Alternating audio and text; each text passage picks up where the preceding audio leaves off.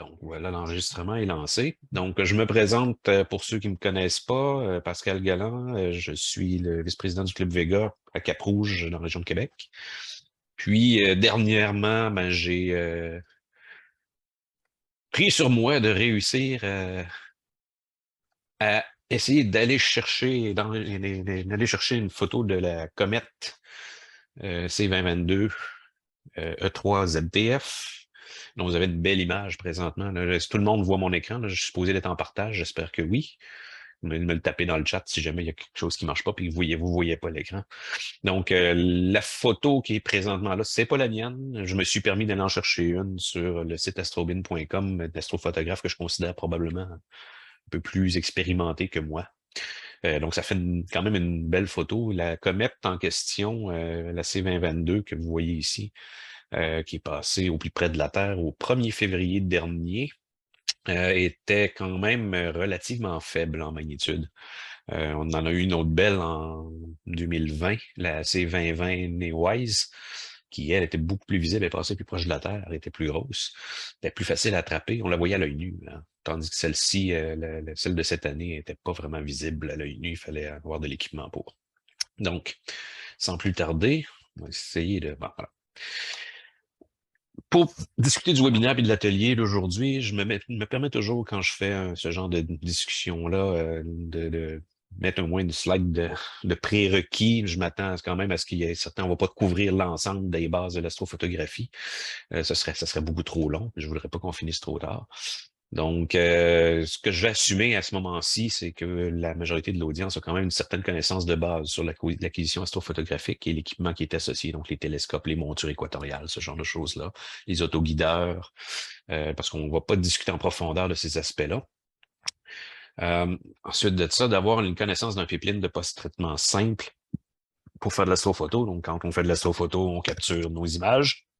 Généralement, ces images-là sont capturées en ce qu'on appelle des sous-expositions pour éviter de faire des pauses très longues de plusieurs heures qui ont un risque élevé d'être perdues, pour la simple et bonne raison qu'il peut y avoir un avion qui passe, les nuages arrivent, ce genre de choses-là. Donc ça, c'est la frustration numéro un de tous les astrophotographes, naturellement. Donc, ce qu'on fait normalement, c'est qu'on découpe nos expositions pour nos photos en de plus petites pauses très courtes ou plus courtes à tout le moins, qu'on va ensuite utiliser un logiciel sur un ordinateur pour faire la combinaison des pauses et récupérer le temps de pause très long qu'on aurait voulu avoir. Donc, on en profite naturellement dans le post-traitement pour faire beaucoup de travail pour aller chercher le signal qui souvent est très peu visible dans la photo brute et qu'on veut essayer de faire ressortir. Et donc, on utilise encore une fois les logiciels pour faire ce genre de travail-là.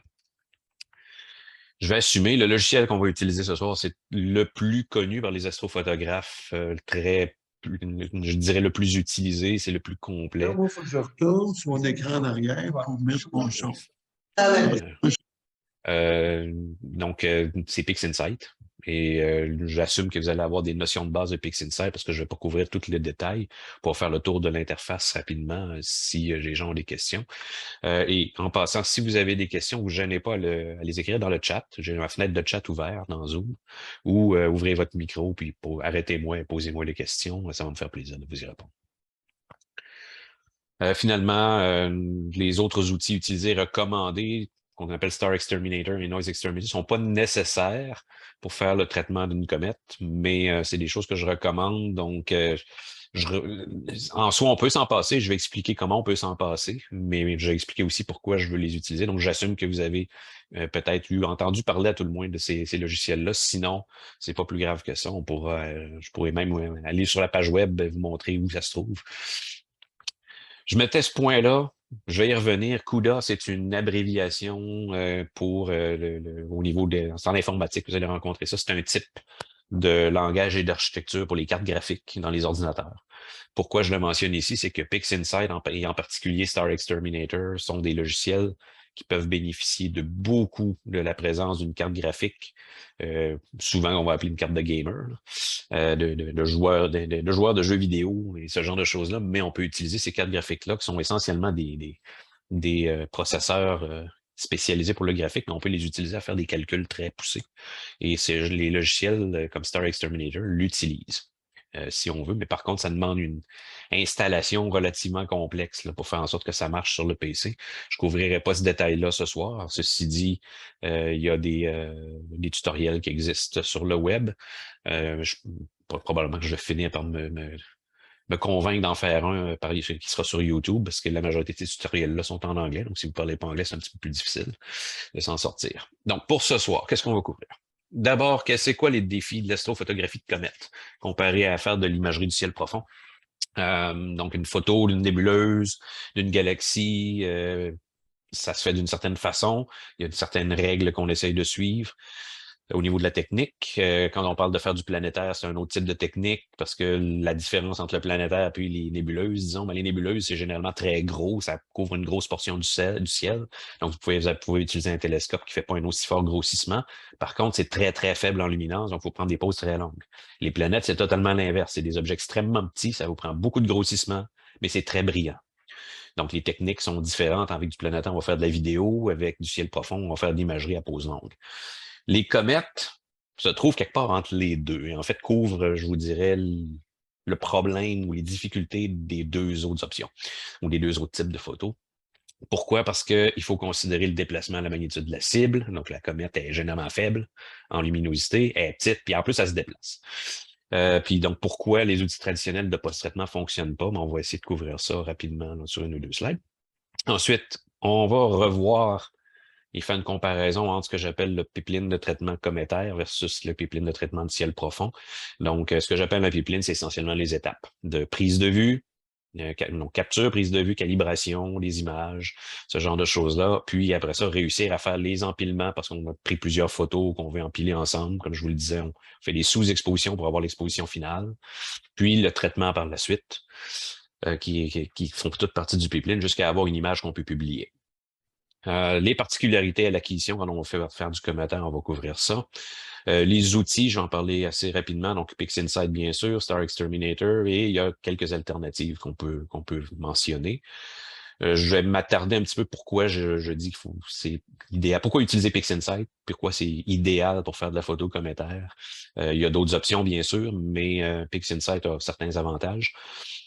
Puis faire un petit sommaire des étapes et des procédés qu'il faut suivre dans PixInsight dans la chaîne de traitement que je vais présenter ce soir dans l'atelier, qu'on va couvrir après avoir couvert tout ce matériel-là. Excusez-moi. Ça ne devrait pas être trop long. On devrait pouvoir faire tout ça en 30 minutes, puis après ça, on va embarquer dans PixInsight pour vous montrer comment j'ai fait une photo de la comète C2022E3ZDF. Donc, le défi, je l'ai déjà mentionné un petit peu, la magnitude de la comète. Donc, une comète, c'est à moins d'exception, ça va être très faible en magnitude. Donc, si je prends C2022, la comète ZDF, qui est passée au plus près de la Terre au 1er février, lorsqu'elle était au plus près de la Terre, si je me rappelle bien, elle était de magnitude 5 ou 6. Donc, magnitude 5-6, c'est visible à l'œil nu dans un ciel très noir. C'est pas visible de la grande ville, même dans banlieue, vous allez avoir bien de la misère. Donc, c'est pas très, très, très brillant. C'est pas une planète.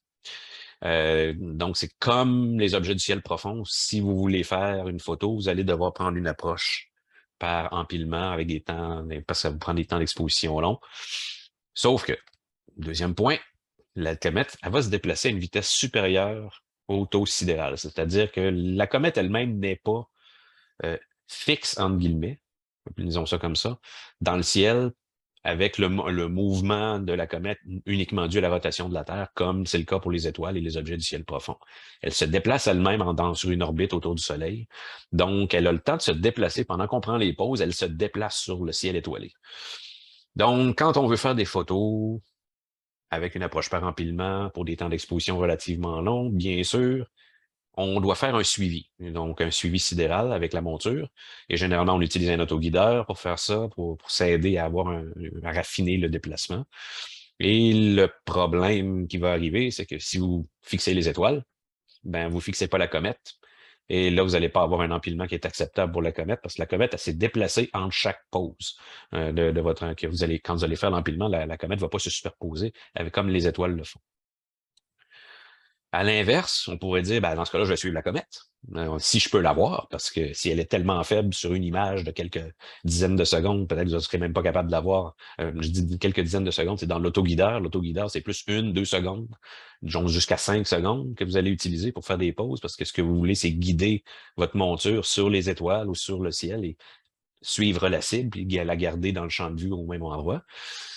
Donc, assumant que vous êtes capable d'avoir la comète dans votre autoguideur, ben là, le problème, c'est que les étoiles vont faire des traînées quand vous allez faire l'empilement.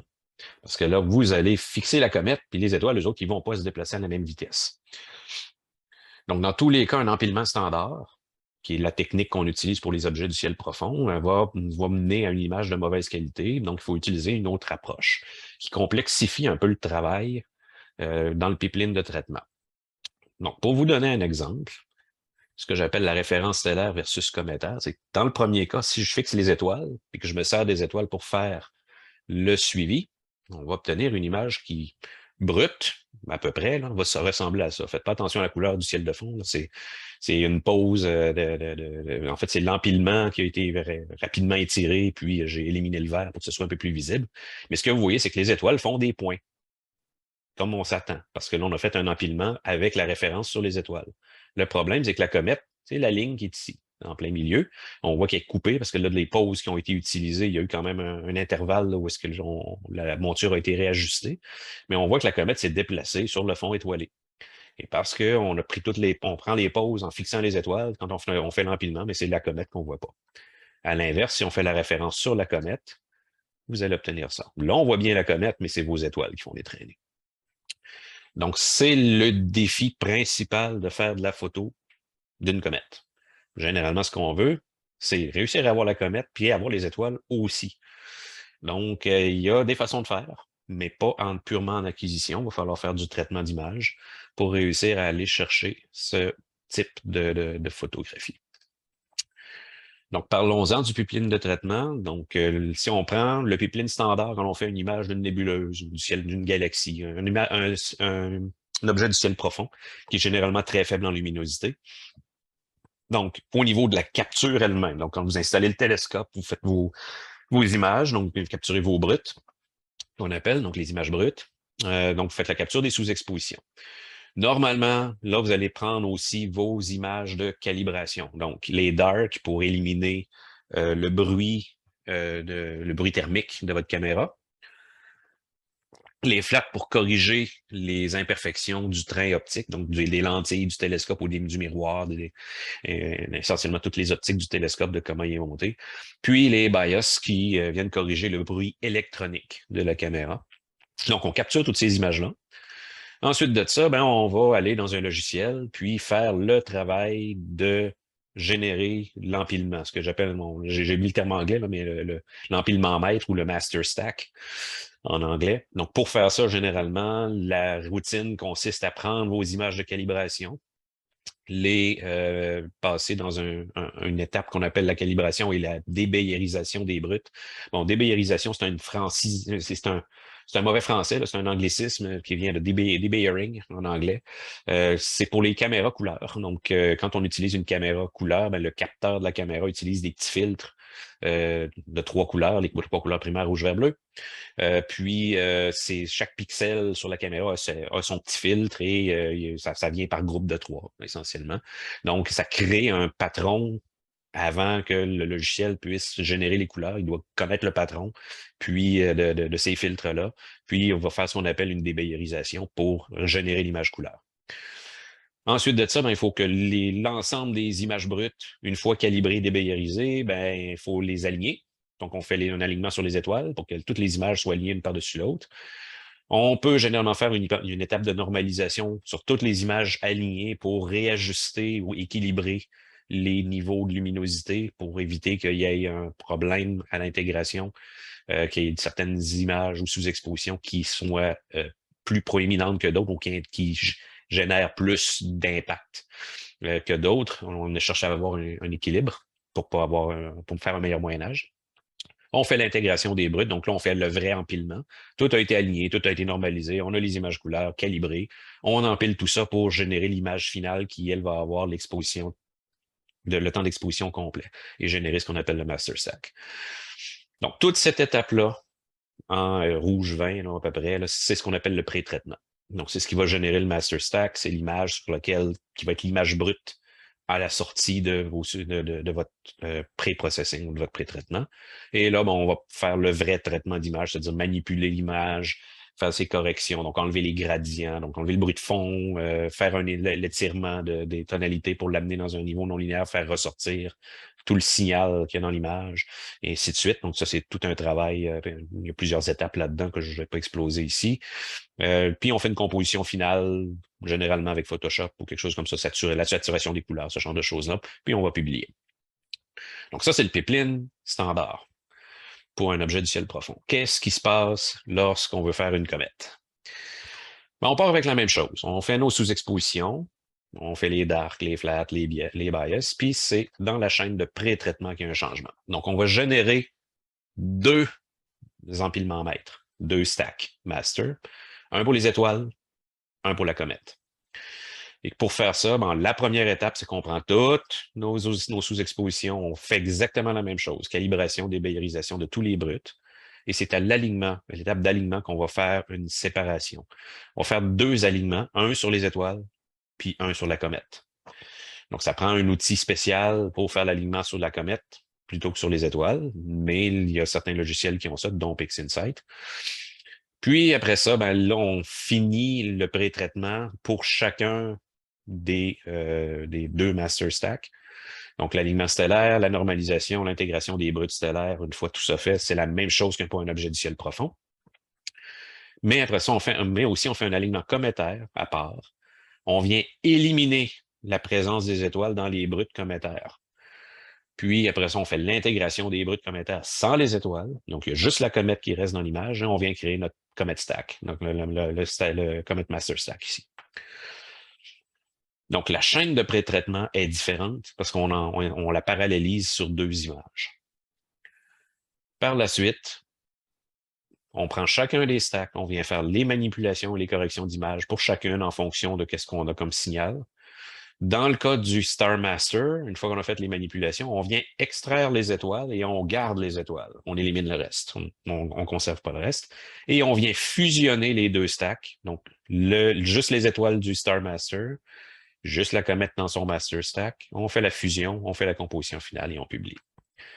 C'est la grosse différence. C'est vraiment dans le pré-traitement qu'on va venir chercher l'information qu'il faut pour faire un deuxième Master Stack qu'on va travailler indépendamment. Je mets ici, je regroupe ici les deux étapes que vous avez là dans la chaîne de pré-traitement cométaire, parce que je mentionne, normalement, on fait l'élimination des étoiles sur les bruts cométaires. C'est pas une nécessité. Il existe une technique qu'on peut faire si on n'a pas un petit logiciel Star Exterminator, pour ne pas le nommer, qu'on ne veut pas l'utiliser, parce que c'est ce qu'on va faire ici. On va utiliser Star Exterminator pour enlever les étoiles. Puis, essentiellement, se retrouver juste avec la comète avant de faire l'intégration. Il y a une autre façon de faire où est-ce que ça combine essentiellement les deux étapes. Puis c'est à l'intégration qu'on trouve un moyen d'éliminer les étoiles en faisant l'empilement. Je vais expliquer rapidement comment un peu plus loin. Si on regarde à l'acquisition, quand on fait une comète, quelles sont les particularités à considérer? Première chose, changez pas quoi que ce soit sur le suivi puis l'autoguidage que par rapport à si vous faisiez une nébuleuse. Donc, toujours faire un suivi classique sur les étoiles avec votre autoguideur. La monture va suivre le ciel, il va suivre les étoiles. Ce que ça veut dire, c'est que la comète va se déplacer avec le temps dans le champ de vue. Pour une cible de faible magnitude en déplacement, comme une comète qui ne génère pas beaucoup de lumière, donc comme la C2022 qu'on va regarder tantôt, il vaut mieux utiliser des temps de pause courts et faire plus de sous-exposition, à l'inverse d'essayer de prendre des temps de pause longs ou relativement longs, puis d'en faire moins. Donc, si vous voulez faire, par exemple, 2 heures de pause sur votre comète, ben 2 heures, c'est 120 minutes, mais faites pas genre 12 fois 10 minutes. Ça va être 10 minutes, là, c'est beaucoup trop long. La comète va s'être déplacée dans votre sous-exposition. Donc, vous allez avoir une comète qui va faire une traînée.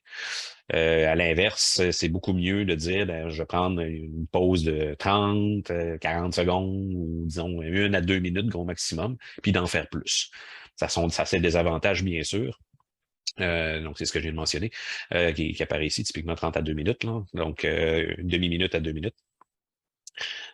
C'est sûr que si vous faites du 30 secondes, bon, puis là, excusez-moi, il y a anglicisé seconde, il manque un E. Si vous faites 30 secondes pour vous faire 2 heures, ben là, vous êtes rendu à 240 images. Ça vous prend un peu plus de patience pour le traitement, puis un ordinateur qui va être un petit peu plus puissant parce qu'il y a plus d'images à traiter dans ces conditions-là.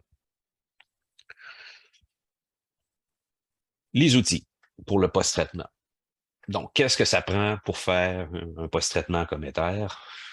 Un outil d'alignement pour qu'il va trouver la comète, puis réussir à réaligner l'ensemble des images sur la comète pour faire en sorte que l'empilement de la comète tombe sur elle-même, essentiellement. La comète est bien alignée. Idéalement, un outil d'extraction stellaire. Moi, ce soir, ce que je vais vous montrer, c'est Star Exterminator, donc, qui est de RC Astro, qui est un plugin pour PixInsight. Mais dans PixInsight, il y a StarNet++, qui fait le même travail. C'est débattable lequel des deux est meilleur, mais ils font à peu près la même chose. Ça prend un outil d'empilement, bien sûr. Donc, il y en a plusieurs logiciels qui peuvent faire des empilements. Donc, il y a PixInsight, qu'on va utiliser ce soir, AstroPixel Processor, qui est le logiciel d'empilement que j'utilise généralement. Je ne l'ai pas utilisé pour le Comet. J'ai préféré prendre PixInsight, je vais expliquer pourquoi. Cyril et Deep Sky Stacker sont connus aussi comme étant des gratuiciels qui peuvent faire de l'empilement. Je connais pas très bien Cyril, j'ai jamais regardé, mais Deep Sky Stacker, je crois, a une méthode pour réussir à faire du Comet aussi. Ceci dit, je le recommande moins parce que c'est pas un outil qui est complet en soi. Donc, vous allez pouvoir faire l'empilement, mais à partir de là, vous allez devoir avoir un autre logiciel pour faire le traitement final. Puis l'outil de traitement, ben, PixInsight, celui qu'on va utiliser ce soir. StarTools, c'en est un autre, ou un Photoshop, ou équivalent. Donc, il y a beaucoup d'astrophotographes qui travaillent avec Photoshop. Il y a un clone de Photoshop qui s'appelle Affinity Photo que j'utilise moi-même, qui est beaucoup moins dispendieux que Photoshop. Il coûte, je pense, à peu près 70 canadiens. Puis c'est une licence permanente. Photoshop, il faut que vous payiez 10 par mois, si c'est pas rendu plus cher. Parce que Photoshop, vous pouvez seulement l'utiliser sous forme d'un abonnement maintenant, à moins d'utiliser une très vieille version que vous auriez acheté dans le passé. C'est plus possible d'avoir Photoshop comme un logiciel que vous achetez une fois. Donc, pourquoi PixInsight? Dans PixInsight, c'est tout est inclus. Toutes les opérations requises y sont, dont un outil d'alignement cométaire. Puis PixInsight, c'est reconnu dans la communauté astrophotographique pour être le standard de référence. Donc, tout le monde qui utilise PixInsight va vous dire la même chose. C'est vraiment très puissant comme logiciel. Sa difficulté vient de son interface qui est un peu moins orthodoxe quand on est habitué à travailler avec les applications Windows ou Macintosh. C'est une interface graphique du même type, mais il y a certaines particularités sur comment fonctionne PixInsight qu'il faut s'y habituer quand on l'utilise. C'est aussi un logiciel qui est très puissant, qui est pratiquement fait pour... il y a des professionnels qui vont l'utiliser. Et donc, il y a un langage qui est un peu très haute voltige, c'est très scientifique. Donc, il y a beaucoup de choses beaucoup de détails qu'il faut pouvoir comprendre, puis il y a beaucoup de paramètres dans les outils. Dans la plupart des cas, à moins d'avoir vraiment une nécessité, on n'est pas obligé de les utiliser. Donc, on me dit ici dans le chat, merci Daniel, que Cyril peut faire un alignement sur la comète. Donc, c'est le même principe. Puis PixInsight, il y a une version plugin qui existe dédiée à PixInsight de Star Exterminator. Donc, avec Star Exterminator, il existe aussi une version qui va fonctionner pour Photoshop, un plugin Photoshop. Quand vous payez le 59,95 US pour avoir la licence puis pouvoir utiliser ce plugin-là, vous obtenez les deux versions. Vous pouvez aller chercher celle pour PixInsight en même temps que celle pour Photoshop et les logiciels compatibles. Donc, sommaire des étapes et procédés. Qu'est-ce qu'on va faire avec ça? Je vais juste les couvrir rapidement parce qu'on va aller dans PixInsight et les regarder elles-mêmes. Première chose que généralement je recommande de faire, c'est une inspection avec le procédé qui s'appelle Blink. Donc, vous allez faire une inspection de vos images, puis regarder ce qui se passe avec ça. Ensuite de ça, dans ce cas-ci, on va utiliser PixInsight pour faire tout le pré-processing. D'habitude, ce que moi je fais avec mes images, c'est que j'utilise AstroPixel Processor pour faire la calibration, débayerisation, l'alignement, puis la normalisation et l'intégration. Mais on peut faire tout ça avec PixInsight. L'avantage de PixInsight, c'est que la granularité des procédés vous permet vraiment de contrôler dans le détail. Si vous n'utilisez pas le script qui s'appelle WBPP, là, ici, pour Weighted Batch Processing, Batch Pre-Processing, c'est en anglais, c'est un script qui va combiner l'ensemble de ces outils-là dans PixInsight.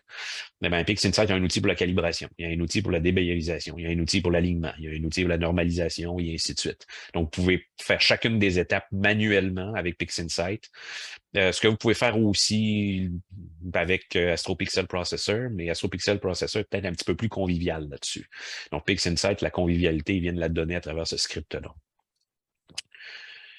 Donc, l'étape 2, c'est comme si on faisait un objet du ciel profond. Vous faites tout, la calibration jusqu'à l'intégration du StarMaster avec le script WBPP. L'avantage du script WBPP, c'est qu'il va vous générer les images ou les fichiers après calibration, après débayerisation, après alignement et ainsi de suite. Donc, vous allez vous retrouver avec une panoplie de fichiers un peu partout de vos images qui sont calibrées et après ça, ils ont été débayerisés. Vous allez avoir un autre set d'images. Vous allez avoir un autre set d'images avec l'alignement stellaire. Puis là, vous allez avoir un autre set d'images à la normalisation et ainsi de suite. Donc là, vous allez avoir des images partout. C'est le défaut, je trouve, de PixInsight, personnellement, que j'aime pas, mais dans ce cas-ci, ça va nous aider.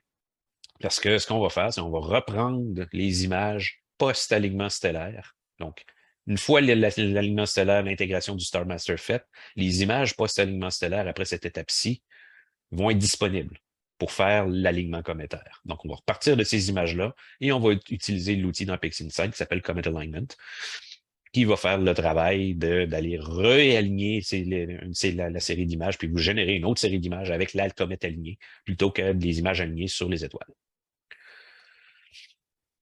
Une fois ça fait, ben là, on applique en batch, donc sur toutes les images d'un coup, image par image, le procédé qui s'appelle de Star Exterminator. On peut utiliser StarNet, qui est à l'intérieur de PixInsight, sur tous les bruts cométaires alignés. Donc, vous repartez de ce que vous avez généré ici à l'étape 3, vous appliquez cette affaire-là sur chacune des images avant de faire l'intégration, donc avant l'empilement. Ça va éliminer les étoiles sur chacune des sous-expositions alignées pour la comète. Puis, vous faites l'intégration des bruts cométaires alignés sans les étoiles, donc suite à cette étape-ci, avec l'outil Image Integration dans PixInsight pour faire le Comet Master. Puis là, on va rentrer dans la partie vraiment traitement. On a fini le pré-traitement des deux masters. Les deux masters sont générés, on les prend chacun, puis là, on applique sur chacun une série de manipulations d'images. Dans certains cas, particulièrement le Dynamic Crop, qui est la première, donc ça vient faire un rognage, ça vient recadrer l'image. Le Dynamic Crop doit être le même sur les deux masters, parce qu'à la fusion, à la fin, si vous ne faites pas ça, vos deux images ne fonctionneront pas et vous n'aurez pas une photo acceptable. Dynamic Background Extraction, c'est un outil connu là, de PixInsight que la majorité des gens qui utilisent PixInsight vont connaître. C'est pour faire la correction des gradients. Donc, ça vient éliminer la pollution lumineuse, notamment. On va faire un débruitage. Moi, j'ai utilisé Noise Exterminator, qui est le petit frère de Star Exterminator. C'est un autre outil de RC Astro que vous pouvez aussi acheter, mais c'est pas nécessaire. Vous pouvez utiliser ce qui existe dans PixInsight. Il y a plusieurs outils de débruitage. Il existe un script là, qui ne coûte rien que vous pouvez aller chercher qui s'appelle Easy Denoise, qui rend les choses relativement faciles.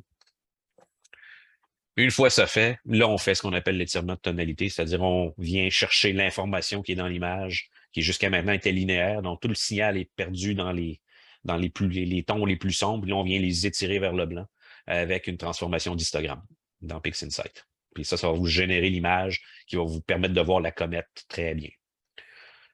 Encore une fois, ici, vous faites ça sur les deux masters. Donc, c'est vraiment les deux images, la comète, les étoiles, séparément.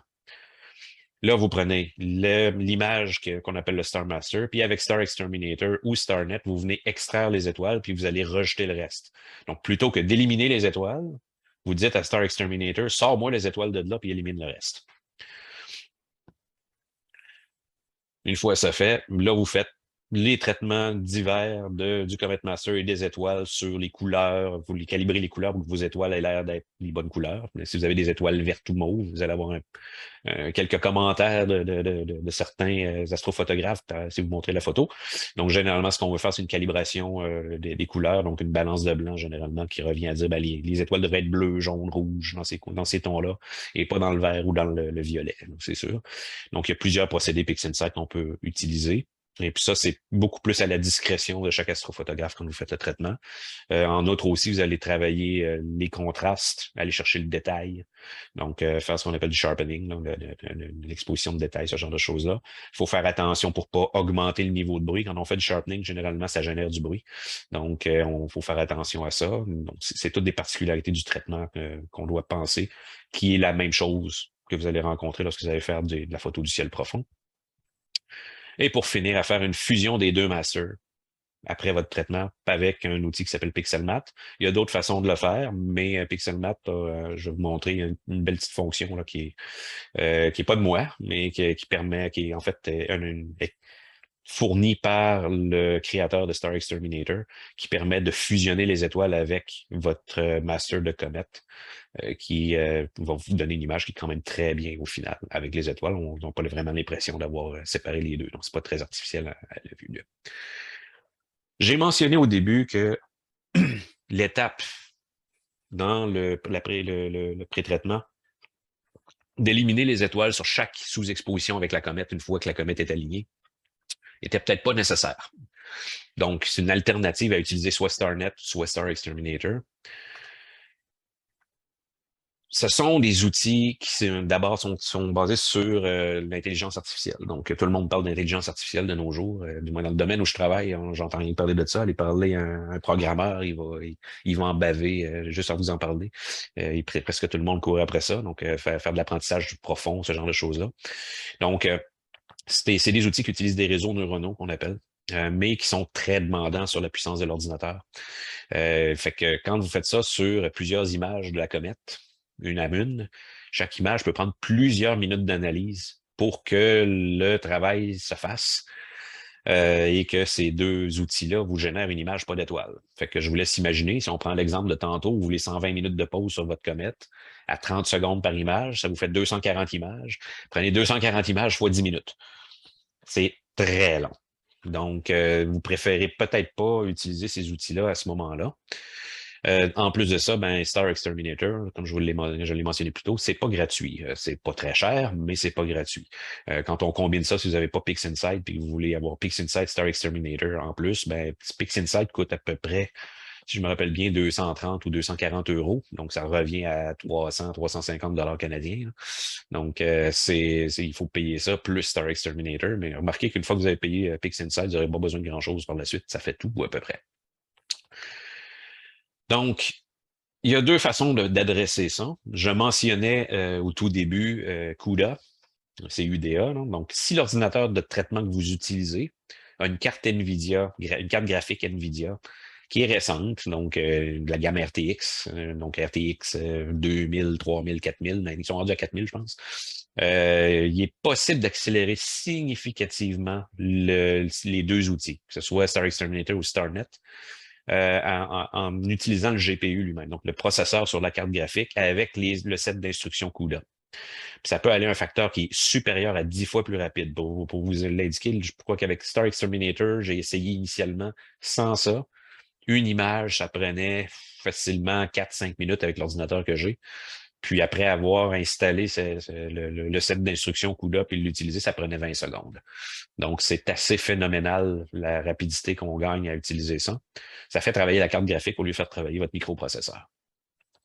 Ceci dit, faire cette installation-là, c'est quand même assez complexe. C'est pas très convivial à faire, mais ça se fait lorsque vous suivez bien les instructions que vous pouvez trouver sur le net.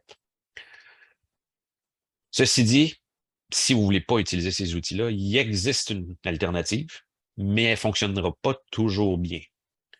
Puis c'est de faire l'intégration, au moment de faire l'intégration du Comet Master. Donc, vous prenez vos bruts de la comète alignée, vous n'enlevez pas les étoiles. Puis là, vous allez faire l'intégration, mais vous allez mettre une pondération de rejet dans PixInsight, dans l'outil d'Image Integration qui s'appelle Windsorize Sigma Clipping. Et ce que ça fait, c'est que ça vient faire, ça regarde chacune des images avec la comète alignée et ça va éliminer ou ne pas considérer les pixels les pixels qui sont des étoiles, donc les pixels brillants. S'ils ne sont pas exactement à la même place sur chaque image ou à peu près, il va les rejeter. Donc, ça va éliminer vos étoiles d'emblée. Il faut, par contre, que vous ayez un très grand nombre de sous-expositions. C'est un calcul statistique que va faire l'outil. Donc, moi, je recommande au-dessus de 20 à 30 images. Là, donc, 20 à 30 sous-expositions au minimum si vous voulez utiliser ça. Je vais vous le montrer quand on sera dans PixInsight dans quelques minutes. Si vous avez moins d'images que ça, là, ça va commencer à être moins fonctionnel. Même si vous avez beaucoup d'images, ce qui est le cas généralement quand on fait une comète, vous risquez d'avoir peut-être faire du clean-up par la suite, parce que ça ne fonctionnera pas toujours parfaitement, puis il va peut-être vous rester des petites traînées ici et là, des artefacts que vous allez vouloir aller utiliser un outil comme un outil de clonage ou un efface quelconque pour faire en sorte de corriger ces problèmes-là. OK. Est-ce qu'il y a des questions jusqu'à maintenant avant que j'entre dans le côté plus concret? D'accord, je vois personne qui se risque à me poser des questions. Bien-vous donc. Pardon? J'ai dit c'est bon jusqu'à date. C'est bon. Je suis content de voir qu'il y en a. C'est pas tout le monde qui dort. Il y a encore du monde qui écoute. Donc, on va regarder un exemple concret avec une photo que j'ai faite de la comète C2022 3ZTF. Dans un premier temps, l'acquisition, quels les paramètres d'acquisition, donc quel était l'équipement, c'est un White Cat, donc un Red Cat de William Optics, un télescope grand champ 250 mm f4.9 avec une caméra couleur de ZWO, la 294 MC. Donc, il y a 11 mégapixels, c'est un capteur 4 tiers. Bon, je skip un peu les détails, là, mais la monture, c'est une petite monture légère Explorer Scientific Eye Exhaust 100. Bien pratique parce que vous mettez le télescope dessus, puis même avec les contrepoids, vous la levez facilement, vous la déplacez sans tout démonter, ce qui est très appréciable, particulièrement en hiver. Il y a un filtre anti-pollution qui est utilisé, là, un IDAS LPSP2 dans le RGB. Puis le leader, c'est une AEC 120 mm, qui est la caméra de ZWO pour le guideur avec un petit télescope 130 mm Orion Ultra Mini. L'acquisition, c'est un AEC-R+, donc version 2.0 dans ce cas-ci. Ils viennent de sortir, je pense, la version 2.1 il n'y a pas longtemps. L'avantage de la version 2.0, c'est que maintenant, ils ont dans leur atlas stellaire, ils ont les comètes qui peuvent être mises à jour rapidement. Fait que c'était facile de dire au télescope, va trouver la comète C2022 E3ZTF. J'avais juste à le dire à la machine, puis ça fonctionnait très bien. Bon, il y a un power box pour l'alimentation et puis un focuseur électronique sur le système pour que tout soit le plus automatisé possible. Les aspects plus de l'exposition elle-même. La localisation, bon, ça a été pris à Sainte-Foy, c'est une zone Bortolneuf, donc c'est une zone blanche. Il y a beaucoup de pollution lumineuse à cet endroit-ci, naturellement. C'est pas encore le centre-ville de Québec, puis c'est encore moins le centre-ville de Montréal, c'est sûr, mais quand même, c'est quand même pas très facile de faire des bonnes photos ici. Et en fait, l'idée de prendre des temps d'exposition aussi courts que 45 secondes, c'est quasiment une nécessité. On peut aller, je pense, jusqu'à 2 minutes avec le filtre anti-pollution dans mon secteur. Mais après ça, le ciel devient tellement gris clair qu'on risque de plus rien voir. Ça a été pris le 31 janvier dernier, donc c'était pas tout à fait au point le plus rapproché de la Terre qui était le 1er février, mais il fallait aussi compter sur la météo, donc il faisait beau le 31 janvier au soir, c'était un ciel dégagé, on en a profité. 45 secondes par pause, 150 pauses, donc ça fait beaucoup d'images. Le traitement a été quand même assez long, pour un temps total d'exposition de 112 minutes 30 secondes, à peu près un petit peu moins que 2 heures. Puis naturellement, le guidage avec l'autoguideur, c'est fait sur les étoiles. Tel que je le mentionne, c'est la chose à faire. Donc, on va aller dans PixInsight. Voilà.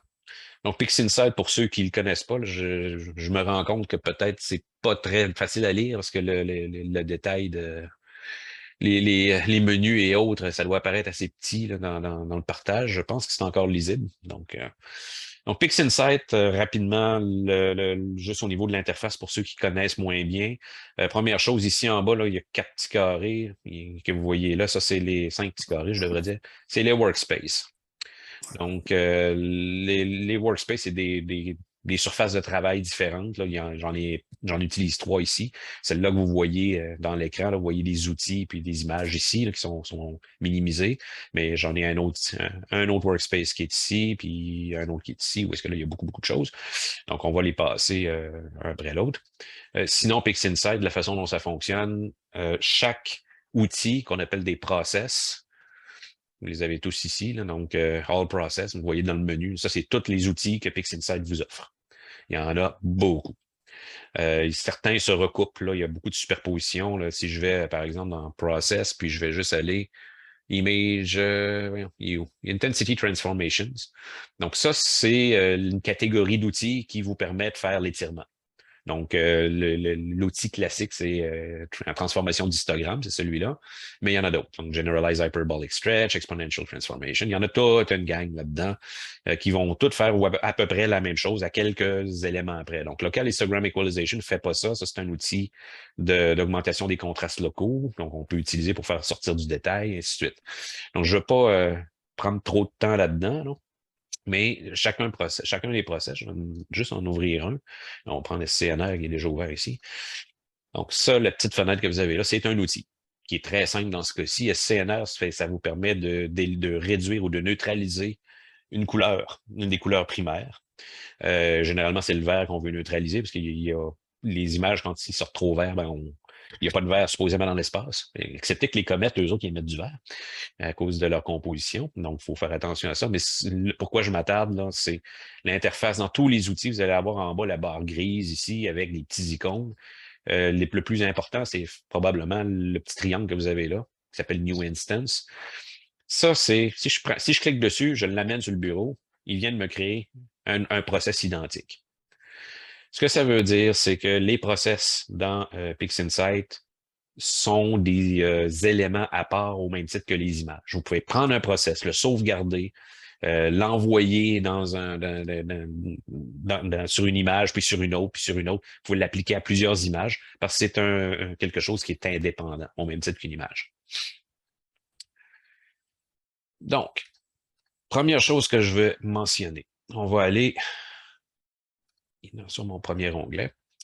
J'avais dit, première étape, on va utiliser Blink, qui est un outil qui vous permet de faire une inspection. Donc, Blink, là, ce que vous voyez ici, c'est toutes les brutes, les 150 images qui ont été chargées. OK? Puis, ce qu'on va faire, c'est qu'on va utiliser ça. On va dire à PixInsight, utilise cet outil-là, puis viens me montrer quand je les passe une par une, qu'est-ce qui se passe avec la comète. Donc, là, ce que vous voyez ici, c'est la première image qui est surlignée ici. C'est elle qui est ouverte. Puis, vous avez un beau petit champ stellaire, puis une petite tache floue ici avec un point brillant dans le centre. Ça, c'est la comète. Puis, si je fais play, là, il va me jouer les 150 images les unes après les autres et on va voir le mouvement de la comète. Donc, on la voit se déplacer. Bon, là, il y a eu un recadrage. Et on la voit continuer à se déplacer, puis là, ça va retourner au début puis recommencer. Donc, ce que ça nous montre, c'est que les étoiles semblaient bien, la comète, on la voit se déplacer sur le fond stellaire. C'est ce à quoi on s'attend. Donc, il n'y a pas de gros problème majeur. On voit que le fond a changé un peu. Ici, c'est un peu plus blanc. Ça l'est encore. Puis là, oups, ça commence à diminuer. Mais ça, c'est au fur et à mesure que la soirée avançait, le ciel devenait de plus en plus sombre. On va l'arrêter. Donc, ça, Blink va vous servir à faire ce genre de choses-là. Donc, on voit très bien le déplacement de l'image de la comète. C'est pour ça que je voulais le faire, pour vous le montrer. Excusez-moi, gorge sèche.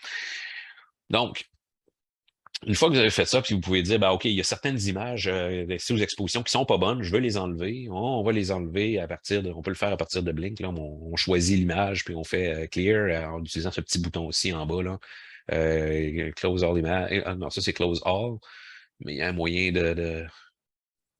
Bon, c'est celle-là ici, probablement. Ouais, close selected. Puis vous savez c'est quoi le nom, et donc en conséquence, vous pouvez l'éliminer de votre stack lorsque vous allez faire les autres opérations. Donc, normalement, avec PixInsight, ben là, vous feriez la calibration des images, la débayerisation des images après. Et après ça, vous feriez l'alignement stellaire.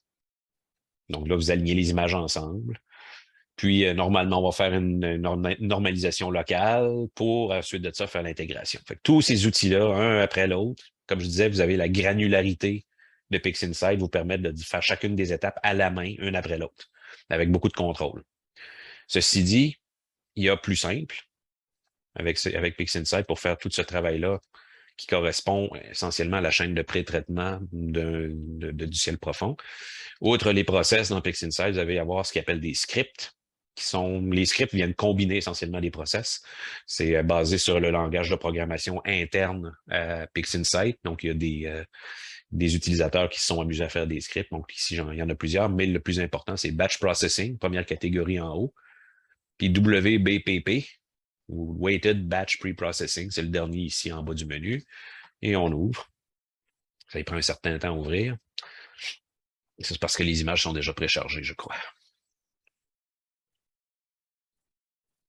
Et voilà, ça c'est l'interface de WBPP. Donc, dans le script lui-même, ce que ça fait, ben là, vous avez plusieurs onglets ici en haut. Donc, les images de bias, les images de dark. Et là, ici, étant donné que j'ai déjà fait le travail, j'ai déjà fait tourner le master bias, il a déjà été généré. Le master dark qui combine toutes les images en dessous est déjà fait. Les flats, c'est pareil. Puis, les brutes. Donc, ça, c'est les images elles-mêmes de la comète. Puis, vous voyez, là, il y en a 45 secondes, 150 fois. Donc, c'est des 150 images qui sont préchargées. Puis, ici, sur la droite, vous avez toutes les étapes qu'on vient de mentionner à quelques éléments après. Donc, le subframe weighting, c'est un élément que je n'ai pas mentionné, mais c'est quelque chose qui est utilisé par PixInsight pour raffiner encore la calibration et le pré-traitement. Image registration, c'est l'alignement stellaire. Il va générer une solution astrométrique pour vous permettre certains outils de PixInsight de travailler. C'est-à-dire ça va dire, à partir de l'image, il dit à quelle position dans le ciel on se trouve. Donc, en ascension droite et en déclinaison. Normalisation locale. Et vous remarquerez qu'ici, Image Integration n'est pas coché, mais je pourrais le cocher. Bon, voilà. Puis là, il ferait l'intégration en plus des images, donc l'intégration pour générer le Star Master. Et puis là, si vous cliquez sur les boutons, il va essentiellement vous sortir les mêmes paramètres que tous les outils individuels que je viens de vous montrer. Donc, si je prends Registration, c'est exactement la même chose que vous auriez dans l'outil Image Registration de PixInsight. Donc, je ne le ferai pas tourner parce que tout ça, ça a déjà été fait. Puis ça prend quand même un certain temps. Je ne voudrais pas prendre trop de temps là-dedans. Puis là, vous allez avoir plus d'informations si vous allez sur les autres éléments. Donc, calibration, il va vous indiquer, OK, j'ai un master bias, j'ai un master dark, j'ai un master flat, j'ai 150 images que tu veux que j'utilise. C'est des images qui sont couleurs, puis qui présentement, il va faire la débayerisation de façon automatique en utilisant un algorithme qui s'appelle VNG.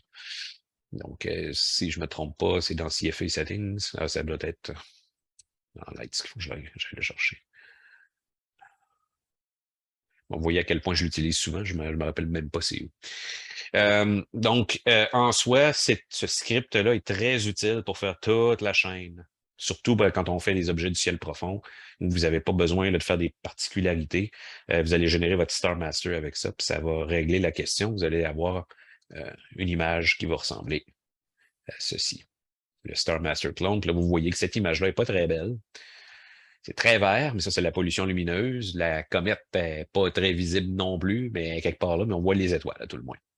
Fait que ce qu'on pourrait faire, c'est générer la même image que je vous ai générée tantôt, que je vous ai montré, là, qui était bleue. Là, je cherche juste, voyons. C'est pas que je l'ai fermé. Bon, on va aller sur l'autre. Là, je me suis trompé de Workspace. On va y revenir. Donc, sinon, une fois que vous avez fait ça, donc vous avez une première colonne d'éléments ici, d'outils qui mène à cette image-là que je viens d'ouvrir. Sinon, vous avez fait le Calibrate Debayer, mais au lieu de faire un Star Alignment, vous allez faire un Comet Alignment. Ça c'est un autre outil de PixInsight. Voilà. vous lui donnez, vous lui dites, ben, on va ouvrir les images, et dans ce cas-ci, les images que je lui ai dit de prendre, c'est les images qui ont fait la calibration, la débayerisation et l'alignement stellaire. Puis on le voit par le nom du fichier ici à la fin, vous avez un petit C, un D et un R dans le nom du fichier. Donc ça veut dire calibrer, débayériser, puis registered ou aligné. Mais ça, c'est aligné sur les étoiles. Donc là, ce qu'on veut faire, c'est avec cet outil-ci, c'est de reprendre ces images-là et de dire non, non, non, tu vas t'aligner sur la comète. Pour aligner sur la comète, mais là, les images se trouvent qu'elles sont dans l'ordre. C'est important que les images soient dans l'ordre de temps d'observation. Donc, ça, c'est la première qui a été prise. Puis si on descend la liste, mais le temps n'arrête pas d'augmenter. Donc, c'est ce qui est logique. C'est en temps universel, donc ça, c'est selon l'heure de Greenwich, comme c'est classique en astronomie. Et donc, ce qu'on va faire, c'est qu'on va lui dire, ben, OK, prends la première image, ici en haut, on double-clique dessus. Il va aller l'ouvrir. Donc là, n'oubliez pas que c'est une image qui est alignée. Je vais juste réussir à réduire ma fenêtre ici, parce que là, c'est un peu trop gros à mon goût. Voilà. Voilà. Comme ça, comme ça.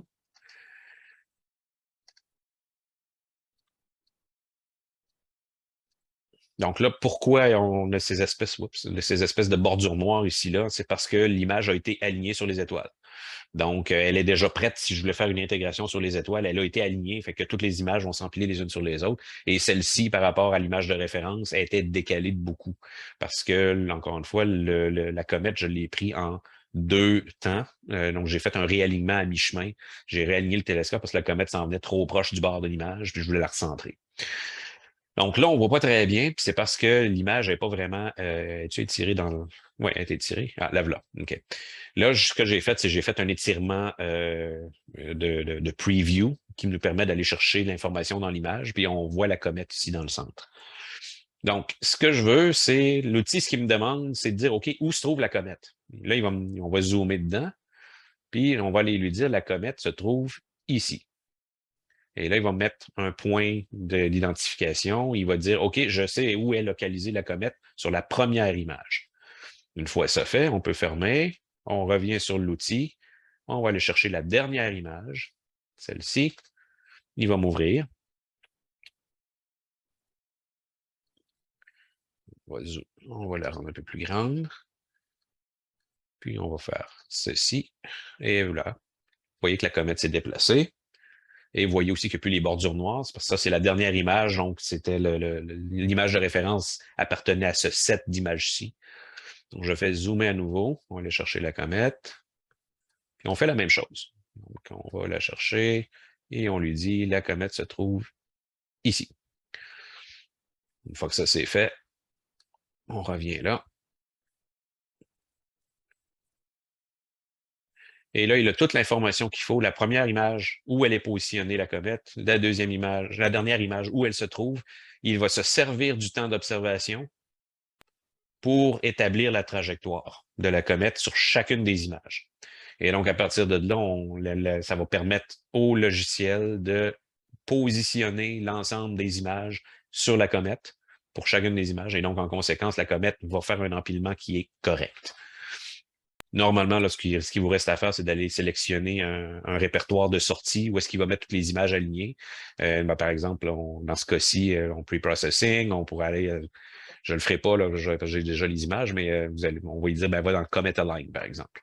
Donc là, ici, il va vous mettre toutes les images de la comète, toutes les images réalignées sur la comète dans ce répertoire-là. Puis en fait, si on va voir... Donc ça, c'est sur le Drive dans Windows. On va dans Comet Align, puis on a toutes les images qui sont ici, puis vous voyez que c'est CDR, donc calibré, débayerisé, aligné sur la comète, CA, Comet Align. OK, puis les 150 images sont là. Quand je vous disais qu'avec, en particulier dans ce cas-ci,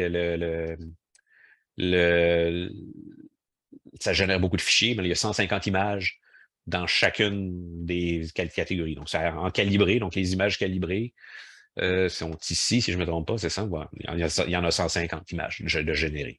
Après ça, ben, c'est pareil pour débayériser, c'est pareil pour aligner sur les étoiles, donc registered, c'est pareil pour commit align, c'est pareil pour commit starless. Donc ça, c'est la prochaine étape.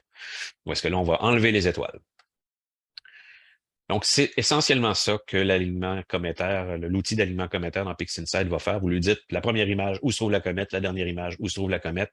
Puis si vos images sont dans l'ordre et que le temps est bien enregistré dans le fichier, ce qui est généralement le cas, l'outil va s'occuper du reste. Le détail des autres éléments, j'en parlerai pas. Donc, comme je vous disais, PixInsight vous offre beaucoup d'options. C'est ce qui rend un peu le logiciel un peu ardu à première vue d'utilisation. Mais quand on sait où on s'en va puis qu'on fait abstraction des éléments qu'on n'a pas besoin de jouer avec, c'est quand même assez convivial une fois qu'on se fait à la main dessus. Donc, on peut fermer ça. Prochaine étape, normalement, comme je disais, ça serait d'utiliser Star Exterminator dans ce cas-ci. Il y a StarNet. Avec StarNet, c'est un peu plus compliqué de faire ce qu'on appelle un batch. Mais avec Star Exterminator, vous allez avoir un bouton qui s'appelle Process Batch ici. Ce qui est important, pas besoin de générer l'image des étoiles. Donc, si vous voulez, vous pourriez faire ça. On va l'utiliser plus loin. Mais dans ce cas-ci, on n'a pas besoin de l'utiliser. Ce qu'on veut, c'est l'image, pas d'étoile, pour chaque sous-exposition de la comète. Et pour faire ça, sur les 150 images, on va dire Process Batch. Puis dans Process Batch, on va dire où aller mettre les fichiers de sortie. Donc, quel répertoire? Dans ce cas-ci, ce serait Comet Starless, qui est ici était déjà. Donc, je les mettrai ici. Puis, quelles images je dois faire le travail. Bon, OK, là, on select Input Files. Donc, on va aller chercher ça. On va dans Comet, Pre-Processing, puis là, on dirait Comet Align. Donc, on prendrait les images alignées sur la comète, les 150. On les sélectionne toutes. Puis on fait Open, il va tout de suite exécuter le travail, puis là, il va faire tourner Star Exterminator sur chaque image pour éliminer toutes les étoiles dans les images qui sont alignées sur la comète.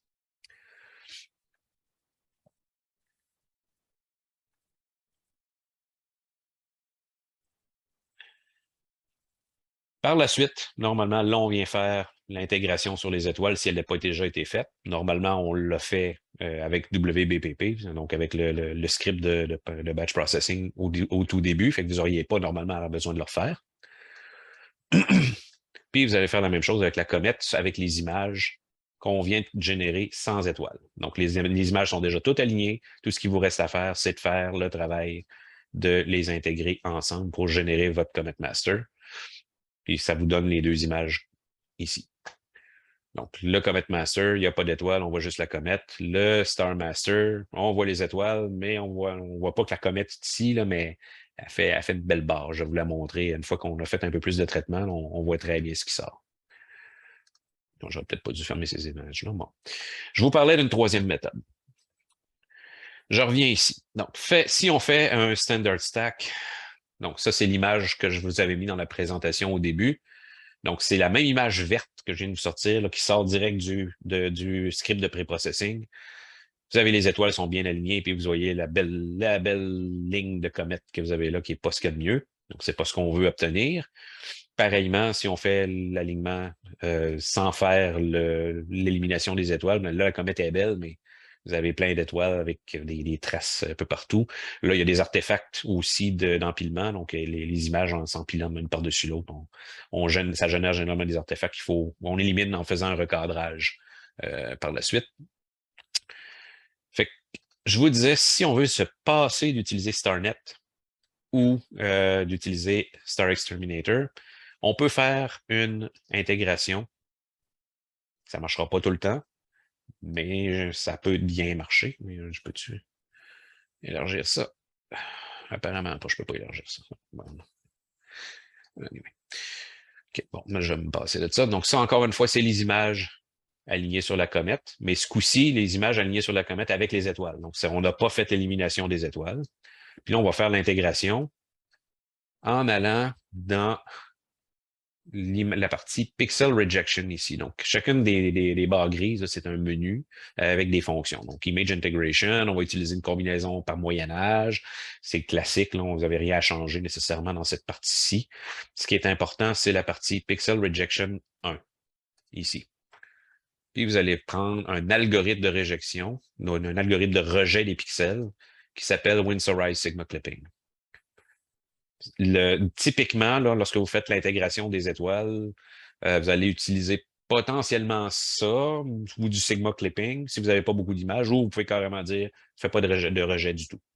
Donc, il ne va pas rejeter les pixels qui sont ce qu'on appelle des outliers, donc qui ne sont pas la norme dans toutes les images. Donc, ils diffèrent trop d'une image à l'autre, ou qui sont isolés. Mais dans ce cas-ci, ce qu'on veut, c'est Winsorized. On fait ça, on touche à rien d'autre, puis on applique en pesant sur le petit bouton ici en bas, là, le cercle, ça va faire charger chacune des images, toutes les intégrer les unes par après les autres. Je ne le ferai pas, parce que ça prend quand même un certain temps. Puis, ça va vous donner 3 images comme ça. Donc, encore une fois, on l'a fait sur les images comètes alignées, mais on a laissé les étoiles dedans. On n'a pas fait le rejet.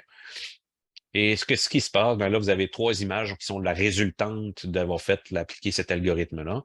Donc, Rejection Low, vous voyez qu'il n'y a pas grand-chose, sinon que toutes les bandes noires qu'on avait dues à l'alignement des images qui diffèrent entre les 2 portions de la prise de vue qu'on a pris dans la soirée, ben, ça vient vous montrer qu'ici, tout ce qui est blanc, ça a été rejeté complètement parce que ça ne fitait pas entre les 2 images, ce qui est logique. Mais plus intéressant, c'est la réjection haute, ce sont toutes vos étoiles qui ont fait des traînées. Il les a toutes enlevées. Puis ça vous donne cette image-ci, où est-ce que là, vous avez juste la comète, puis on peut aller creuser dans l'image en zoomant un peu. Vous voyez ici, sur le côté, là, il reste quelque chose qui n'est pas correct. Mais c'est dans la portion que de toute façon, on va rogner au final. Donc, on va tout éliminer ça en recadrant, mais sinon, autour de la comète, il n'y a plus d'étoiles, il reste juste vraiment la comète. Donc, dans ce cas-ci, ça marche très bien. Avec ce jeu de données-là, cette méthode-ci, sans utiliser Star Exterminator ou StarNet, a très bien fonctionné. Donc, c'est une option que vous pouvez utiliser avec PixInsight. Naturellement, ce type d'algorithme-là, Winsorized Sigma Clipping, il existe aussi dans les autres logiciels d'empilage. PixInsight là, mais AstroPixel Processor va l'avoir aussi. Cyril, je suis pas mal certain qu'il va l'avoir aussi. Puis Deep Sky Stacker aussi va l'utiliser. Il suffit de sélectionner le bon algorithme d'empilage lorsque vous allez dans les options.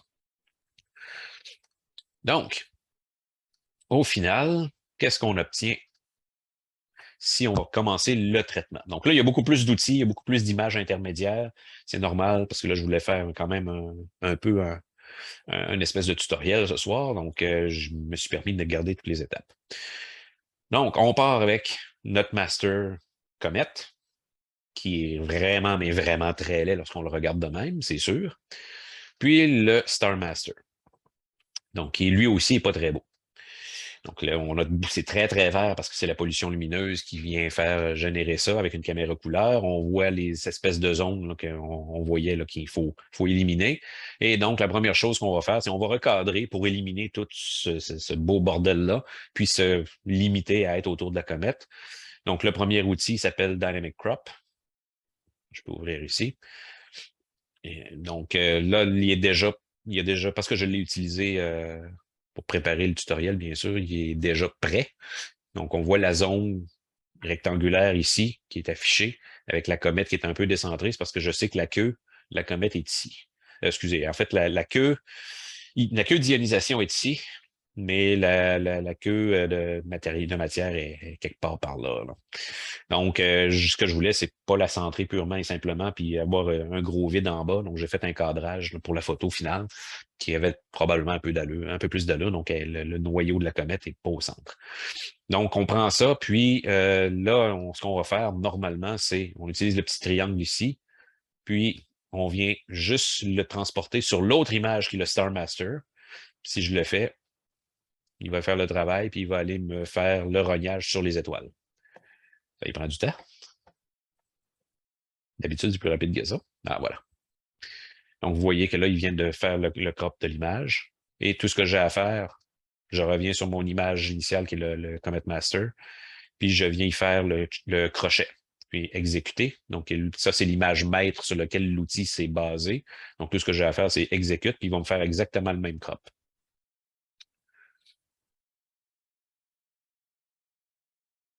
D'après moi, ce qui se passe, c'est qu'il y a beaucoup de choses qui tournent sur l'ordinateur présentement, fait que ça y prend un peu plus de temps. D'habitude, c'est pas mal plus instantané que ça. Donc là, vous avez vos deux images qui ont été reniées, puis là, on n'a plus les artefacts d'empilage et tout. Donc, on peut continuer de travailler avec ça. Donc, je vais défaire ce que je viens de faire, parce que ces images-là, je n'ai pas besoin de les laisser comme ça.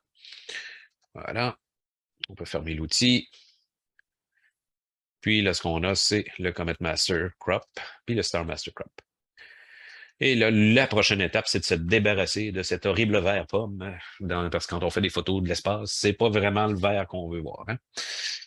Donc, on va utiliser un autre outil qui s'appelle DBA. Donc, dans ce cas-ci, ça, c'est, je l'ai en deux instances ici, DBA Stars, DBA Comet.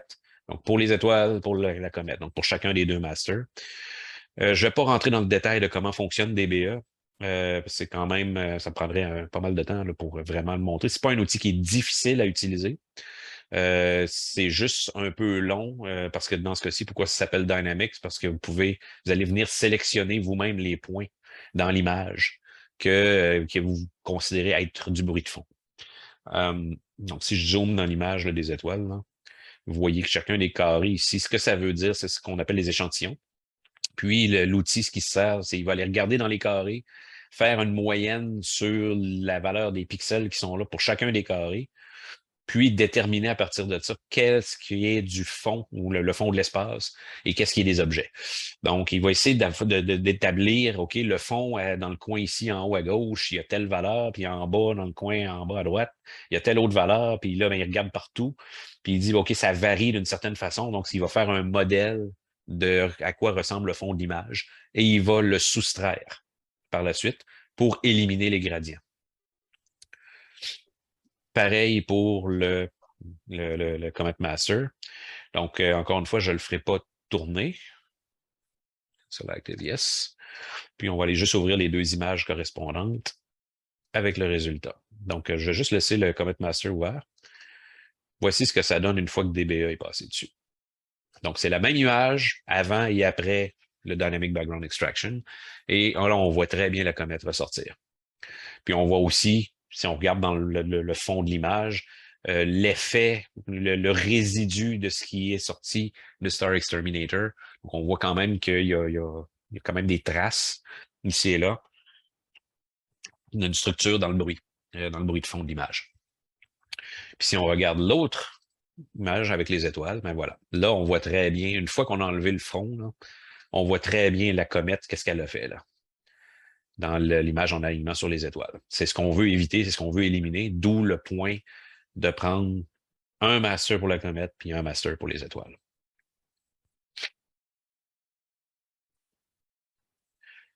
À partir de là, on peut faire un certain nombre de choses. La chose que j'ai faite ici, c'est un denoise. Donc, on enlève le bruit de fond. Donc, je vais juste réouvrir le Comet Master avant. Ce que ça donnait, c'était ça. Puis après, on voit que c'est un peu mieux. Là. Juste grossir un peu les images pour que ce soit plus facile de voir. Ah, il est déjà bon. Il est déjà au max. Donc, vous voyez ici là, que la structure un peu bizarre qu'on a dans le fond, puis on voit de la neige et tout, là, si on zoome dedans, c'est un peu plus smooth. Puis ça permet de faire ressortir encore une fois la queue d'ionisation de la comète. Puis ici, on distingue un peu là, la queue de matériel. Donc, ce que ça veut dire, c'est que le soleil était ici en bas à droite. Pour que la queue d'ionisation est produite par le vent solaire. Puis la queue de matériel, c'est essentiellement la comète qui se désagrège sur son orbite. Elle se déplaçait ici, dans cette direction-ci, vers la gauche, légèrement vers le bas. Donc, il y a quelque chose ici qu'on peut voir. Vous allez remarquer, il y a peut-être comme une espèce de halo sombre autour que j'ai pas réussi à éliminer. Je me suis pas cassé la tête à essayer de l'éliminer dans ce cas-ci. Ça pourrait valoir la peine de travailler un petit peu plus là, pour réussir à éliminer ça avec le temps.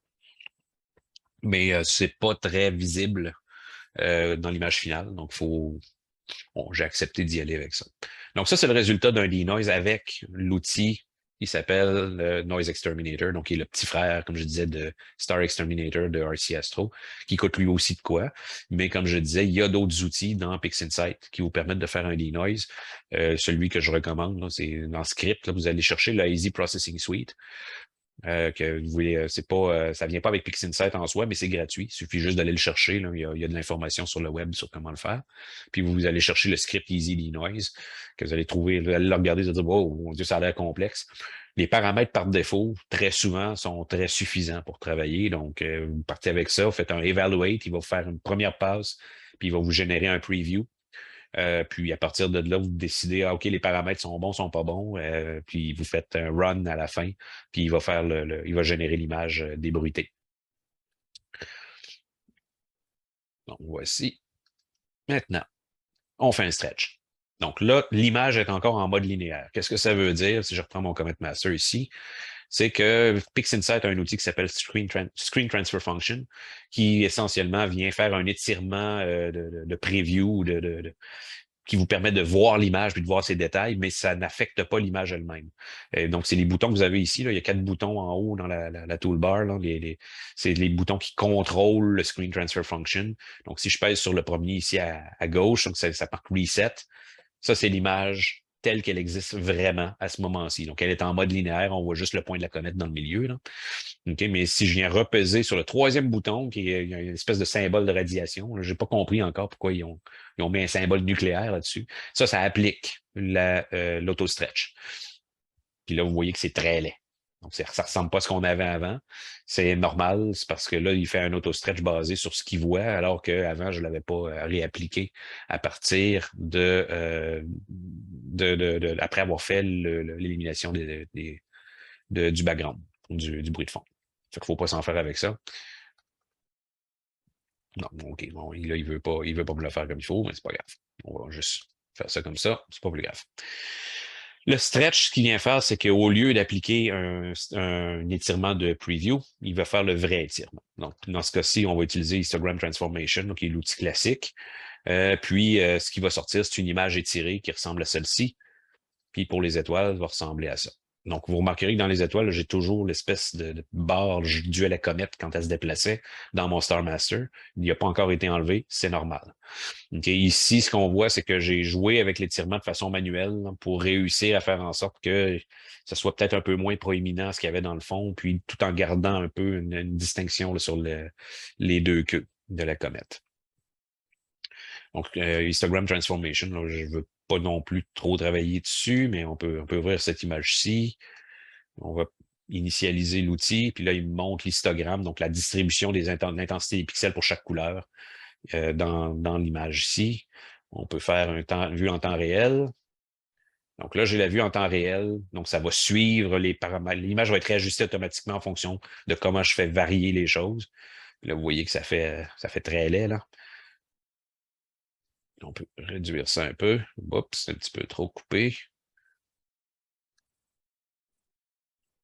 Mais bon, on peut jouer avec ça pour les faire sortir les étoiles, là. Mais c'est essentiellement comment l'outil fonctionne.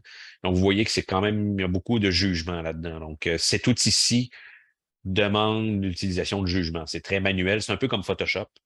Dans Photoshop, vous feriez à peu près la même chose. Donc, c'est très utilisable. Ça fonctionne bien. Mais ça reste que c'est peut-être pas ce que vous voulez utiliser le plus. Mais c'est ce qu'il y a de plus facile, tant qu'à moi, d'utilisation. On va faire un reset. Et puis on va le fermer. Ça, on n'a plus besoin. Donc, là, les autres outils peuvent être plus automatiques ou c'est plus des algorithmes qui vont travailler avec. Donc, nos deux masters maintenant sont étirés. Donc, on peut commencer à utiliser d'autres outils. Extract Stars. Donc, je reprends Star Exterminator. La différence, là, je viens de l'appliquer sur l'image étirée des étoiles. Donc, cette image-ci, je viendrai l'appliquer là-dessus. Puis, ça va me donner deux images que je l'ai utilisé les images. J'ai dû fermer l'autre. Bon, c'est dommage, j'aurais dû la garder. Donc, pour générer l'image des étoiles seulement. À partir de ça, donc ça vient sortir ça ici, puis tout le bruit de fond, il n'est pas considéré naturellement. Donc, j'ai juste les étoiles qui sortent. Pour faire ça, ben, tantôt, je vous disais, pour faire éliminer les étoiles, j'avais dit, vous venez pas cocher Generate Star Image. Mais là, c'est l'inverse. Vous venez le cocher. Tout aussi simple que ça. Vous venez cocher ça, vous l'appliquez, il va vous sortir les étoiles de l'image, puis il va vous générer cette image-ci, qui devient votre nouveau master des étoiles. C'est ce avec quoi vous allez travailler. Et celle-ci, ben, on ne l'utilise plus. Donc, ça devient votre nouvelle image pour ça. Donc là, on vient de faire l'extraction des étoiles. Puis, il vous reste ça ici. Donc là, il y a un preview là-dessus. On va l'enlever. Pas besoin de le garder. Désolé, voilà. Bon. Fait que ça devient vos deux images avec lesquelles vous allez travailler désormais. Puis là, ben, là, ce qu'il faut faire, bon, Star Color, les étoiles elles-mêmes, si on rentre à l'intérieur de l'image un peu. Donc là, les étoiles, on peut regarder la couleur. Ici, on a deux brillantes. On voit qu'il y a un peu un ton verdâtre sur les étoiles. C'est pas ce qu'on veut. Les étoiles vertes, c'est pas très beau. C'est pas supposé d'être la couleur naturelle. Mais c'est parce qu'il n'y a pas eu de balance de blanc qui a été faite encore sur les étoiles. PixInsight a plusieurs outils pour faire de la balance de blanc et de la calibration de couleurs.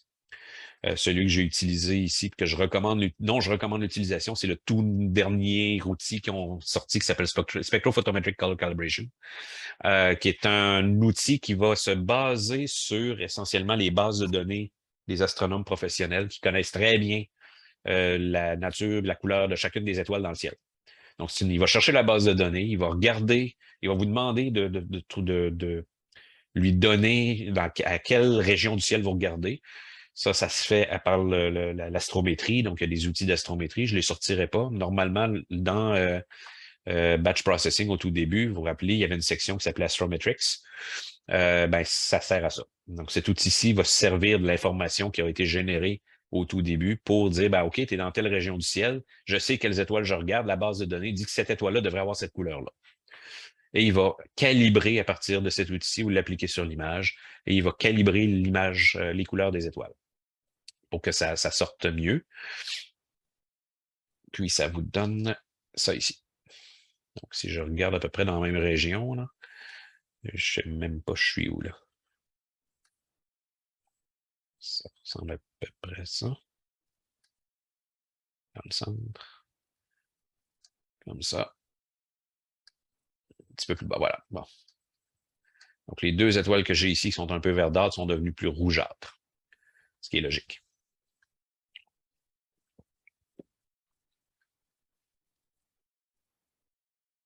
On peut sortir de ça ici. Donc, encore une fois, ça, c'est votre nouvelle image des étoiles que vous allez utiliser, puis vous continuez de faire le travail dessus. Naturellement, la comète, il faut faire un peu la même chose. Je vois ici que j'ai fait un SCNR. Donc, probablement que j'ai éliminé du vert à cet endroit-ci. Oui, c'est ça. Donc, il y a eu une réduction de vert aussi qui a été appliquée, si je ne me trompe pas, sur la comète, par contre.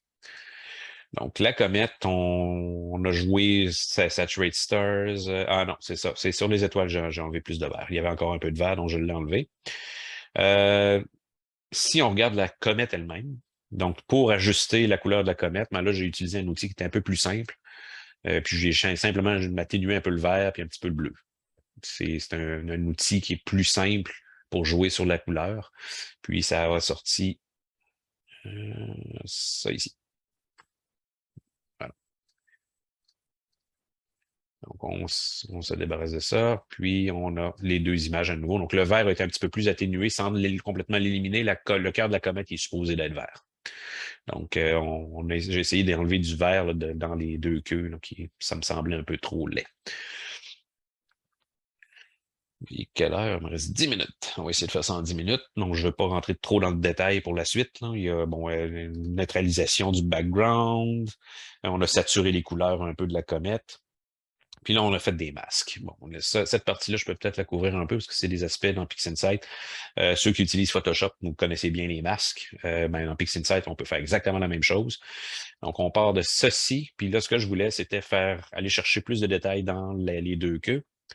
Et donc, on a créé un masque.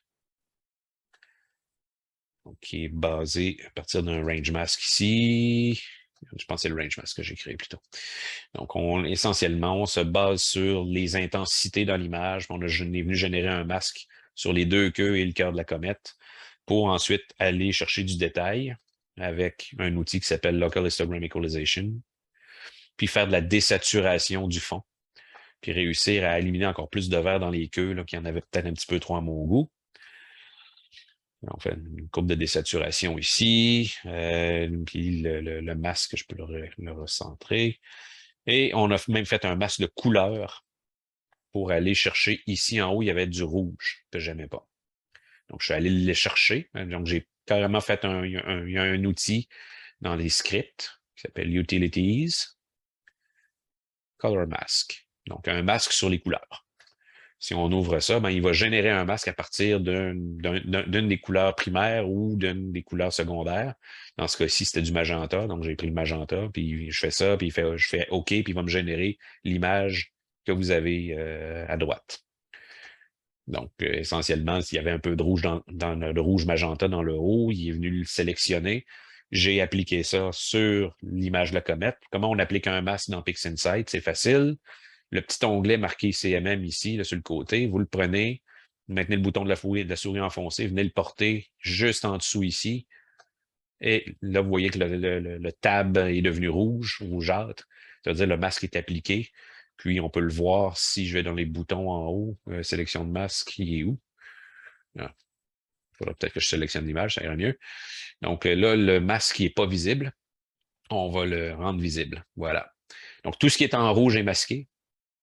L'inverse, excusez. Donc, c'est non, c'est ça. C'est tout ce qui est en rouge est masqué. Donc, ce que je veux, moi, c'est éliminer la partie qui n'est pas en rouge ici, parce que c'était trop magenta. Et là, j'ai fait une désaturation dans cette zone-ci. Donc, c'est difficile de voir ce qui se passe quand on a le masque qui est visible. Fait que généralement, on l'enlève, on éteint sa visibilité pour voir l'image, mais il est toujours appliqué. Puis si on veut l'enlever, ben, il y a un bouton qui est ici, le Remove Mask. On l'enlève, puis ça finit là. Donc, une fois tout ça, on a tout ce petit traitement-là, mais on a l'image de la comète sans les étoiles qui apparaît ici. Donc, comme je disais tantôt, là, ce que j'aime moins, là, c'est l'espèce de halo noir qu'on peut distinguer. Je ne sais pas si vous le voyez bien là, dans le transfert en ligne, là, non, mais il y a un petit halo noir là, autour du cœur de la comète là, qui est un peu tannant. Là, ce serait bien de pouvoir l'enlever. Ça nous laisse donc la dernière chose à faire,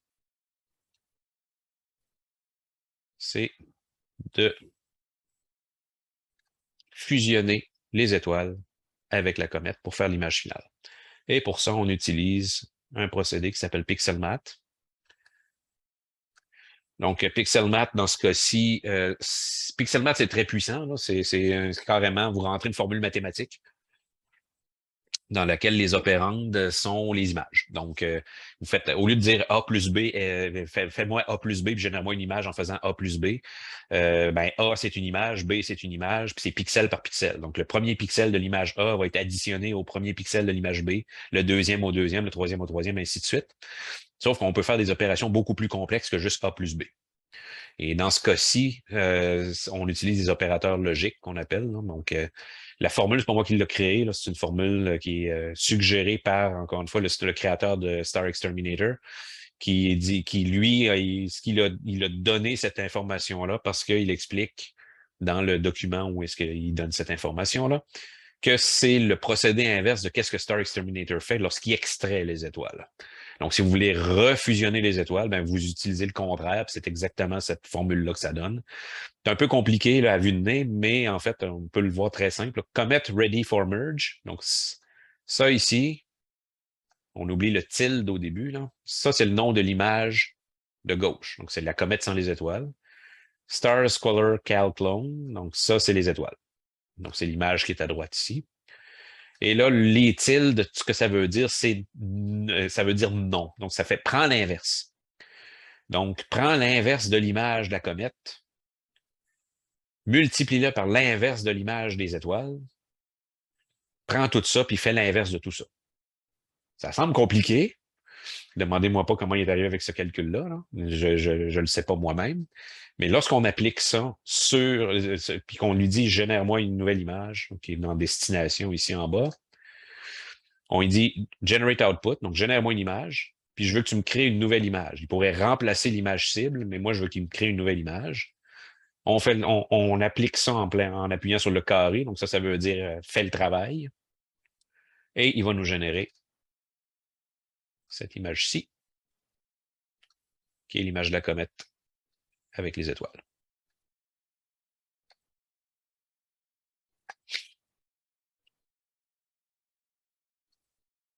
Et vous avez fini votre traitement.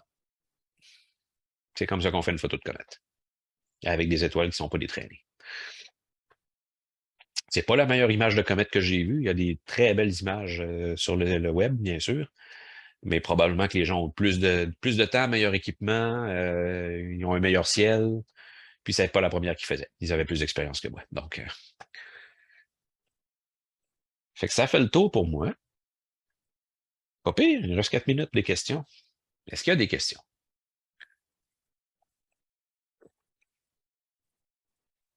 Ne vous gênez pas à ouvrir votre micro si vous voulez. Pas de questions, mais juste un gros remerciement. Parce que le pipeline, ça a éclairci certainement une couple de points dans le pipeline. Je n'utilise pas le même outil.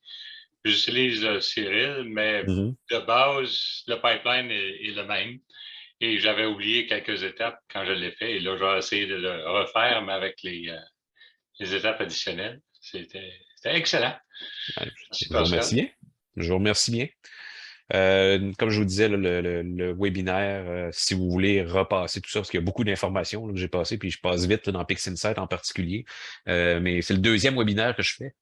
Puis le premier, il avait duré 2h30. J'ai dit à soir, non, faut pas que ça dure 2h30, les gens vont dormir. Donc, j'essaye de me limiter un peu.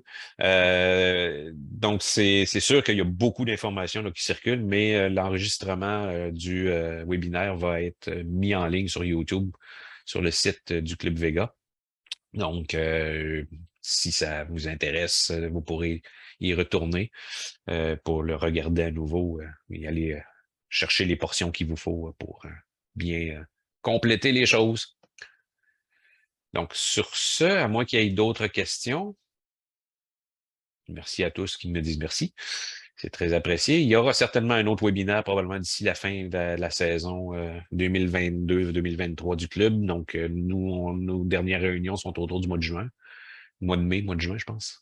Donc, probablement fin mai, début mai, mi-mai, fin mai, j'aimerais ça peut-être en faire un dernier pour la saison.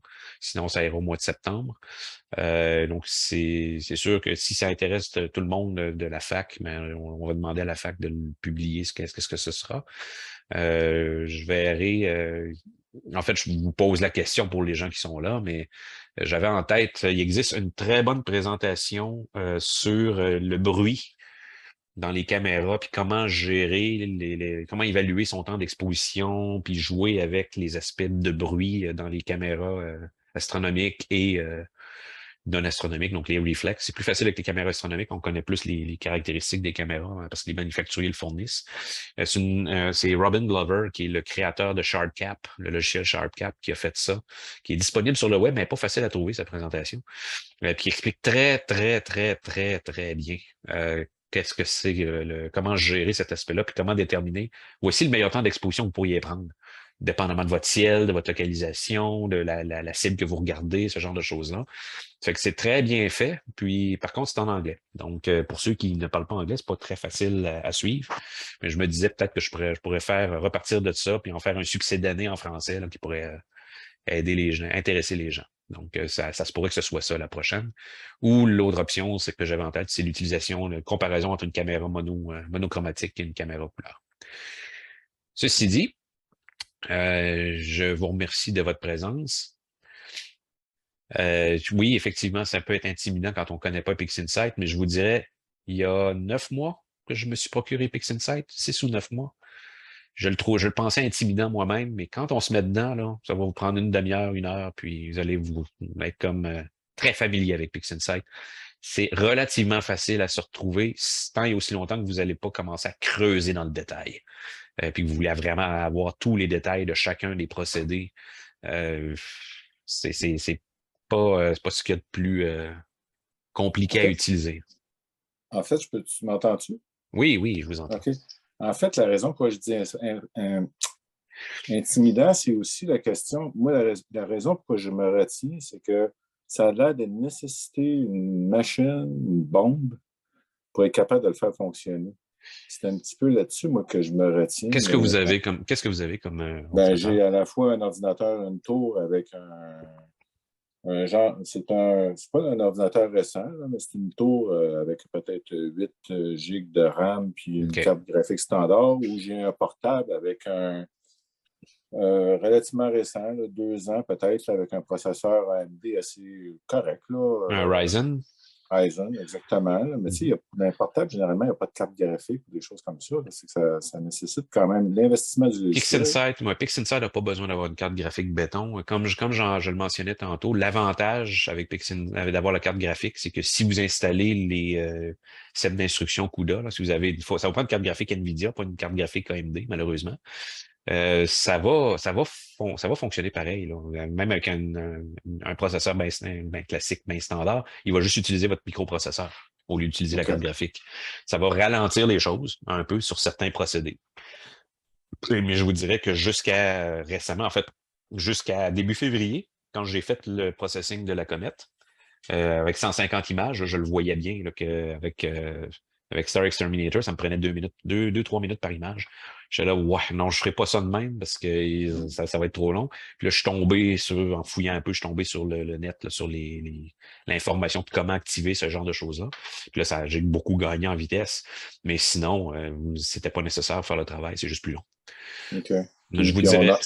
Oui, excuse. Non, il n'y a pas de problème. Je vous dirais que c'est sûr que moi, la machine que j'ai, je n'ai bâti une presque spécifiquement pour l'astrophotographie. Là où je vous dirais où vous aurez peut-être un problème, c'est 8 gigs. 8 gigs de RAM, là, c'est pas assez. Avec PixInsight, c'est pas assez. Minimum 16. Puis moi, je vous dirais, je vous montrerai à 32 si vous êtes capable, mais si vous êtes capable d'aller à 16, c'est bien en masse. Ça va bien fonctionner quand même, ça va juste être plus lent.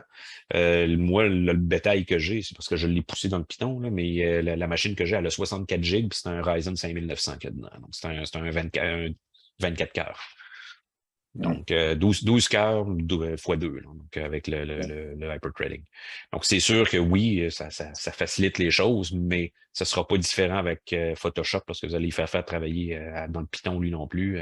La majorité des process de PixInsight, si vous n'utilisez pas les process d'intelligence artificielle comme StarNet, ça va quand même assez vite. Même avec StarNet, ça va il va vous prendre une image, puis il va aller extraire les étoiles de là-dedans. Ça va peut-être y prendre quelque chose comme 2 minutes. Là. OK. Puis une fois qu'on a PixInsight, on peut se passer de Photoshop. Absolument.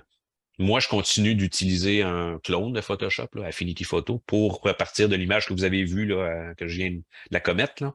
Je prends cette image-là, je l'exporte de PixInsight, puis je m'en vais là-dedans pour raffiner certaines choses comme la saturation, les couleurs, ce genre de choses-là.